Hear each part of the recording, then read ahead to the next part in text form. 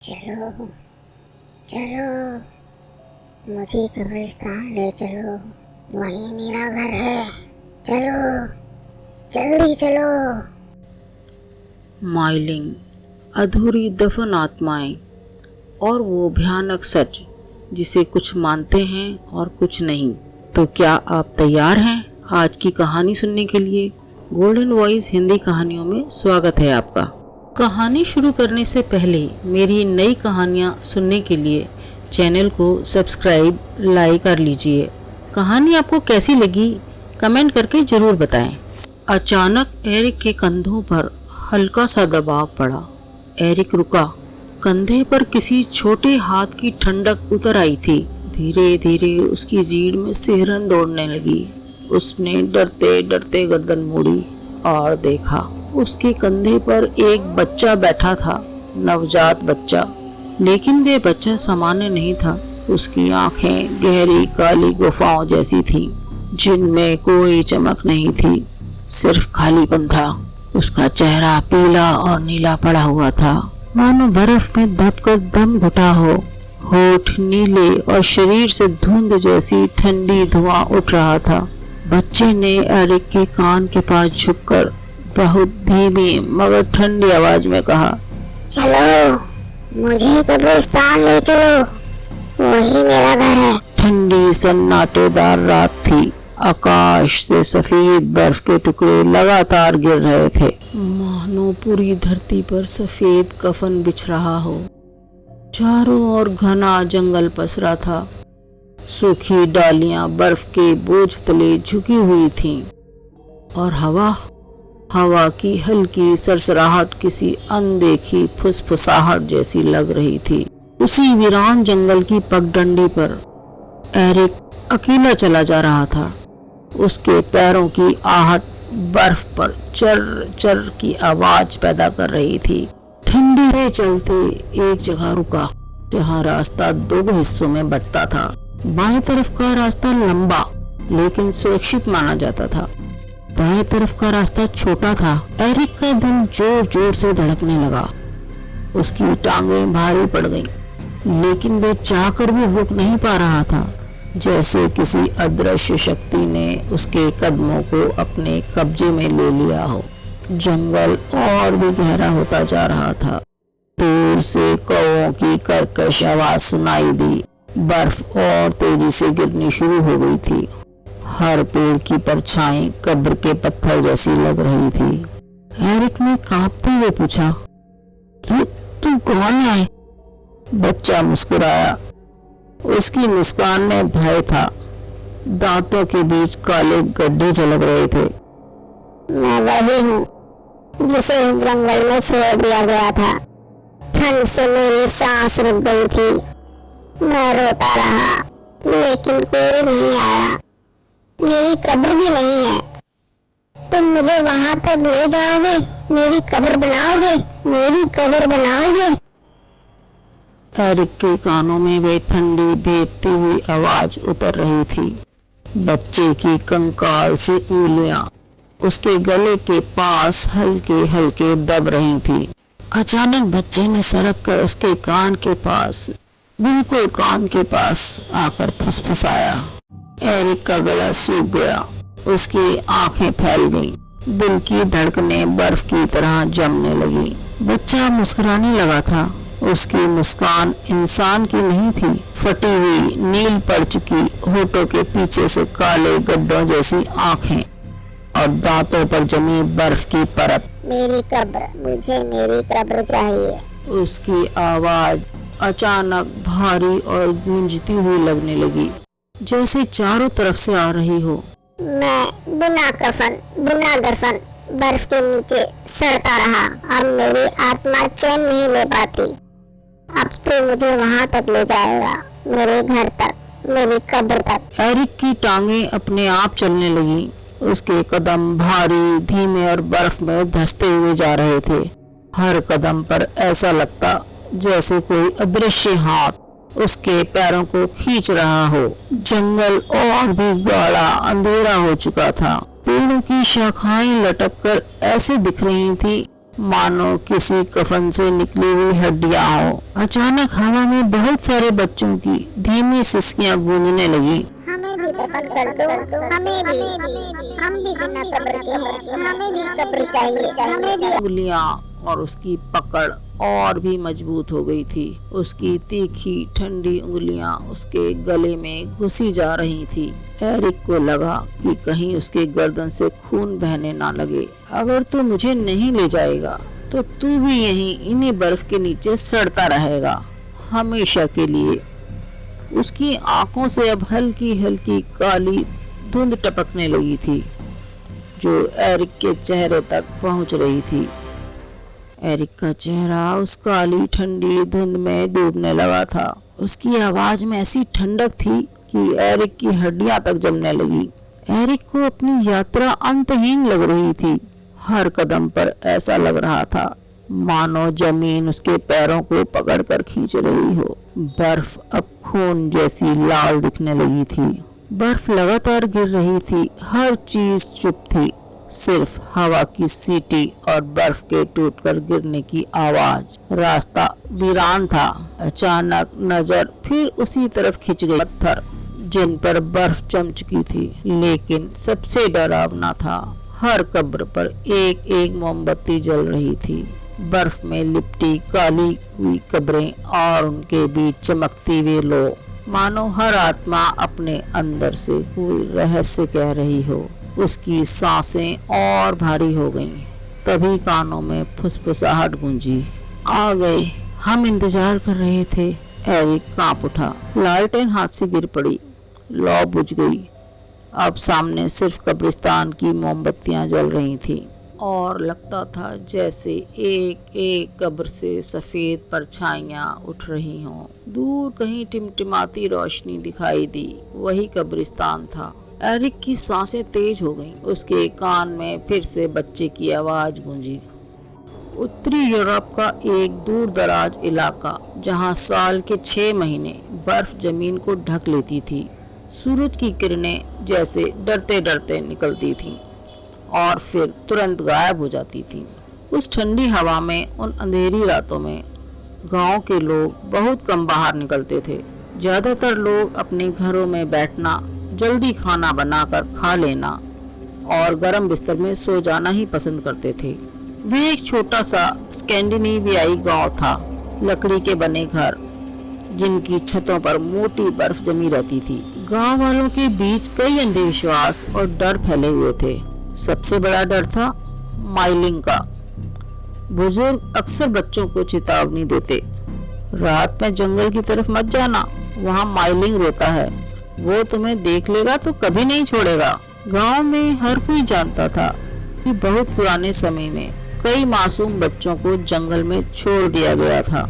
वांछित बच्चों को जिन्हें न परिवार ने अपनाया न समाज ने स्वीकार किया, ठंडे जंगलों में मरने के लिए छोड़ दिया जाता। उनकी आत्माएं अब भटक रही थी। लोग कहते थे कि जब रात गहरी होती है तो इन बच्चों की आत्माएं किसी अकेले यात्री को ढूंढ लेती हैं। पहले तो मासूम रोने की आवाज सुनाई देती, फिर अचानक वो आत्मा उसकी पीठ पर कूद जाती।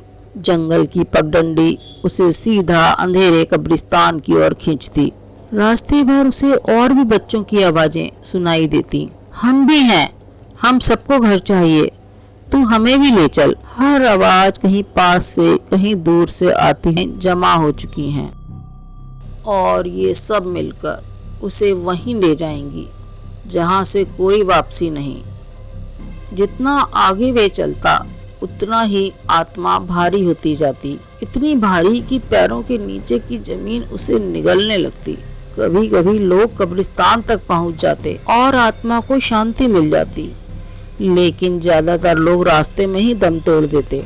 गांव वालों की नजरों में ये कोई साधारण डरावनी कहानी नहीं थी, ये हकीकत थी जिससे बचना हर किसी के लिए जरूरी था। लेकिन हर कहानी का कोई एक नायक होता है और इस कहानी का नायक था एरिक। एरिक एक 20-25 साल का नौजवान लड़का था, मजबूत कद काठी का, लेकिन जिद्दी। वह दूसरे गांव में अपने मामा से मिलने जा रहा था। सर्दियों की रात थी और गांव वालों ने उसे मना किया था, एरिक मत जा, रात में जंगल से गुजरेगा तो माइलिंग तुझे पकड़ लेगा। एरिक ने हंसते हुए जवाब दिया, मैं इन बेमतलब की कहानियों पर यकीन नहीं करता। मुझे अपने पैरों पर भरोसा है, मैं पहुंच जाऊंगा। उसकी आंखों में आत्मविश्वास था, लेकिन गांव के बुजुर्गों की आंखों में डर था। एरिक को अंदाजा भी नहीं था कि जिस रात वे जंगल से गुजरने वाला है, वही रात उसकी जिंदगी को हमेशा के लिए बदल देगी। रात का समय था, आसमान में बादल छाए हुए थे और ठंडी हवा पेड़ों के बीच से सीटी बजाती हुई निकल रही थी। बर्फ धीरे धीरे गिर रही थी और हर चीज पर सफेद चादर बिछी हुई थी। एरिक ने अपने मोटे ऊनी कपड़े कसकर पहने और लालटेन जलाकर रास्ते पर निकल पड़ा। हर टुकड़ा सफेद और हल्का, मगर उसकी नमी जमीन को फिसलन भरी और खतरनाक बना रही थी। पूरा जंगल बर्फ की मोटी चादर से ढका हुआ था, मानो कब्रिस्तान पर डाले गए कफन की तरह। जब भी एरिक अपने भारी जूतों से कदम रखता, नीचे से चर चर की आवाज आती, जो इस खामोशी में और भी डरावनी लगती। लेकिन हवा की सीटी और पेड़ों की कराहट अब एक अजीब सी फुसफुसाहट में बदल रही थी, मानो कोई अनजान साया उसके कानों में नाम ले लेकर पुकार रहा हो। लेकिन वहीं से अक्सर माइलिंग की चीखें सुनाई देने की बात कही जाती थी। एरिक ने कुछ पल सोचा, फिर दाएं रास्ते पर कदम बढ़ा दिए। समय बचाना है, मैं इन बेकार की कहानियों से नहीं डरूंगा। जैसे जैसे वे आगे बढ़ रहा था, जंगल और भी घना होता जा रहा था। पेड़ इतने पास आ गए थे कि उनकी शाखाएं आपस में टकराकर अजीब सी आवाजें कर रही थी। हवा और भी ठंडी हो चुकी थी। अचानक कहीं दूर से बच्चों जैसी धीमी धीमी हंसी सुनाई दी। एरिक ठिठक गया, उसकी सांसें रुक सी गईं। उसने लालटेन ऊंची की, लेकिन आसपास सिर्फ पेड़ और बर्फ थे, कहीं कोई इंसान नहीं। शायद हवा की आवाज होगी। उसने खुद को बहलाने की कोशिश की, लेकिन फिर वही आवाज दोबारा आई, इस बार साफ साफ एक बच्चे की रोने की आवाज। एरिक के कान खड़े हो गए, उसकी रीढ़ में सिहरन दौड़ गई। वह सोचने लगा, क्या सचमुच में ये वही माइलिंग है जिसकी बातें गांव वाले करते थे? उसने तेज कदमों से चलना शुरू किया, लेकिन जितना आगे बढ़ता रोने की आवाज उतनी पास आती। अब उसे ऐसा लग रहा था जैसे कोई छोटा बच्चा उसके पीछे पीछे चल रहा हो। एरिक का दिल तेजी से धड़कने लगा। उसने अचानक पीछे मुड़कर देखा और उसकी आंखें फैल गईं। ठंडी बर्फ के बीच अंधेरे जंगल में एक छोटा बच्चा खड़ा था, नंगे पांव, फटे कपड़ों में, आंखों से आंसू बहते हुए। बच्चे ने धीरे धीरे अपना सिर उठाया और सीधे एरिक को देखा। एरिक की सांसें थम सी गईं। उसकी लालटेन की पीली रोशनी में सामने खड़ा बच्चा हिलता डुलता नहीं था। उसकी आंखें बड़ी और गहरी थी, मानो किसी अंधेरे कुएं से झांक रही हो। बर्फ उसके पैरों तक जमी हुई थी, लेकिन वह ना तो कांप रहा था, ना ठिठुर रहा था, बस रो रहा था। धीरे धीरे दर्द से बस रो रहा था। तो तुम कौन हो? एरिक ने कांपती आवाज में पूछा। बच्चे की करह अब बदल चुकी थी। वह अब रो नहीं रहा था, बल्कि उसकी आवाज गहरी, भयानक और गूंजती हुई हो चुकी थी। जल्दी ले चलो, वरना। उसकी सांसें एरिक की गर्दन पर ठंड नहीं, एरिक ने पूरी ताकत से चिल्लाया। उसकी चीख जंगल में गूंज उठी, लेकिन वहां सुनने वाला कोई नहीं था। माइलिंग की आंखें जल उठी। अब वह पहले जैसा बच्चा नहीं था। उसका चेहरा धीरे धीरे सड़ने लगा, मुंह से सड़े खून जैसी गंध उठी। उसकी छोटी छोटी उंगलियां पंजों जैसी बन गईं और उन्होंने एरिक की गर्दन को कसना शुरू कर दिया। एरिक हांफते हुए बोला, रुको, मैं पहुंचा दूंगा, बस छोड़ो मुझे। लेकिन माइलिंग की हंसी जंगल में गूंज उठी। वह मासूम हंसी नहीं थी, बल्कि ऐसी ठंडी आवाज थी जो इंसान की आत्मा तक को जमा दे। अगर कब्रिस्तान तक नहीं पहुंचा तो तुझे यहीं जिंदा दफन कर दूंगा। एरिक की आंखों के सामने अंधेरा छाने लगा। वो जमीन पर गिरा और घिसकते हुए गेट की ओर बढ़ने लगा। हर इंच आगे बढ़ते ही माइलिंग का बोझ और बढ़ जाता। अब ऐसा लग रहा था जैसे उसकी पीठ पर पूरा कब्रिस्तान टिका हो। उसका सीना धंसने लगा, सांसें रुकने लगी, खून उसके कानों से रिसने लगा। और तभी हवा में अचानक चर्च की घंटियों जैसी आवाज गूंजी। पुराना सुनसान कब्रिस्तान अचानक जैसे किसी अदृश्य ताकत से जाग उठा। ठंडी हवा और तेज हो गई, बर्फ घूमकर बवंडर बनने लगी। माइलिंग ने कान फाड़ देने वाली चीख मारी, मुझे अंदर ले चलो, अभी अभी। एरिक की आंखों से आंसू बहने लगे। उसने कांपते हाथों से बर्फ में घिसटते हुए आखिरी कोशिश की।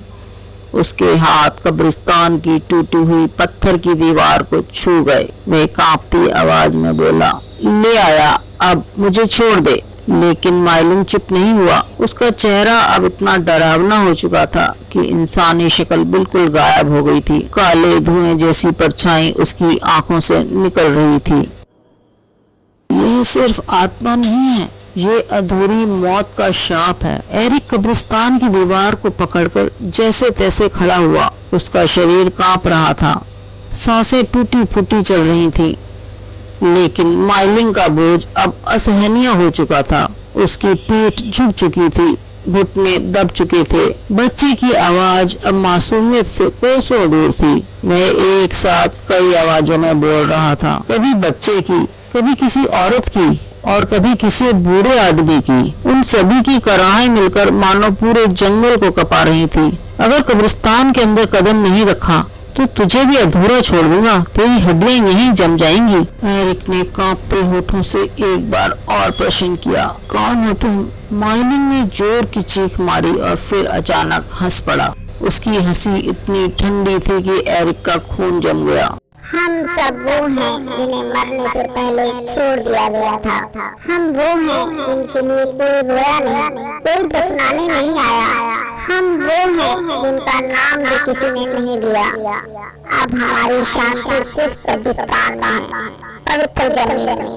लेकिन अगर तू हमें वहाँ तक नहीं ले जाएगा तो तेरे माँ से हम अपनी कब्रें भरेंगे। एरिक का दिल जोर जोर से धड़कने लगा।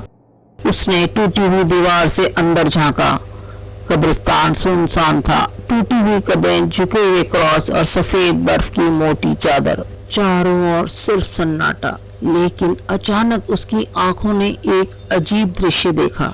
कब्रिस्तान के बीचों बीच एक पुरानी लकड़ी का चर्च था, जिसकी खिड़कियां टूटी हुई थी और उन खिड़कियों में से हल्की सी सुनहरी रोशनी झांक रही थी। एरिक का दिल धड़कने लगा। क्या ये वही पवित्र जगह है जहाँ इसे शांति मिलेगी? लेकिन तभी माइलिंग ने उसकी गर्दन और कसकर दबाई। अंदर ले चलो, वरना अभी यहीं तुम्हें चीर दूंगा। एरिक ने आखिरी हिम्मत जुटाई। उसने एक कदम आगे बढ़ाया और कब्रिस्तान के अंदर दाखिल हो गया। जैसे ही उसका पैर पवित्र जमीन पर पड़ा, माइलिंग ने अचानक भयानक चीख मारी। उसका शरीर कांपने लगा, उसका वजन और भी बढ़ गया। एरिक घुटनों के बल गिर पड़ा। एरिक की आंखों में अंधेरा छाने लगा। लेकिन तभी चर्च से आती सुनहरी रोशनी और तेज हो गई। उस रोशनी के साथ घंटियों की आवाजें गूंजी, मानो किसी अदृश्य पादरी ने प्रार्थना शुरू कर दी हो। माइलिंग जोर जोर से तड़पने लगा। उसकी पकड़ ढीली होने लगी। एरिक हांफते हुए बोला, नहीं, अब तुझे शांति मिलेगी, तू मुझे नहीं मारेगा। लेकिन माइलिंग ने कान फाड़ देने वाली चीख लगाई। उसकी परछाई हवा में फैलने लगी और उसी के साथ एरिक को लगा जैसे सैकड़ों बच्चों की चीखें कब्रिस्तान में गूंज रही हों। रात और गहरी हो चुकी थी। बर्फ से ढके रास्ते पर उसकी सांसें अब सीटी की तरह फूट रही थी। उसके कंधों पर बैठा वह भूतिया बच्चा अब किसी पत्थर के पहाड़ जैसा भारी हो चुका था। हर कदम पर उसके घुटने कांप रहे थे और शरीर बर्फ की तरह धंसता चला जा रहा था। कब्रिस्तान की टूटी हुई पत्थर की दीवार अब उसकी आंखों के सामने थी। जंग लगा हुआ लोहे का फाटक हवा से चरमराकर हिल रहा था, मानो मौत को बुलावा दे रहा हो। एरिक ने अपनी आखिरी ताकत जुटाई। उसने घिसकते हुए कदम बढ़ाए और कब्रिस्तान के गेट तक पहुंचने की कोशिश की।